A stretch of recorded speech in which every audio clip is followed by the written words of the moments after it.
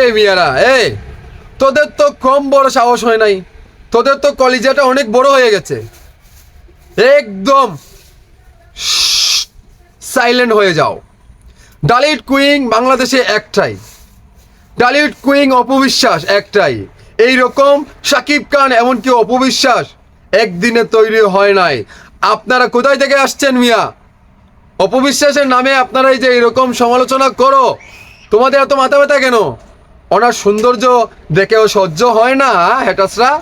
আর এই যে টয়লেট আপুর কিছু পার্সন আছে, তাদেরকে বলতে চাই, ও ডালিউড কুইন, বুঝো বুঝো মেয়ে, বুঝো, সেটা আগে বুঝো, ঠিক আছে?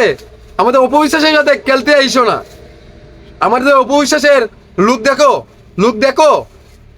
তারপরে তো মোটামুটি একটা বয়স হয়েছে, সেই বয়সে কি লাগে? লাগে না।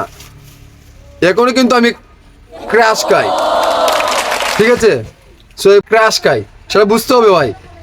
আর আমাদের নিয়ে আপনারা এরকম কথা বলবেন, মনে করছেন আমরা কি মরে গেছি নাকি?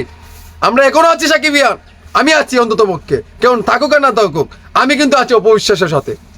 ব্যাস।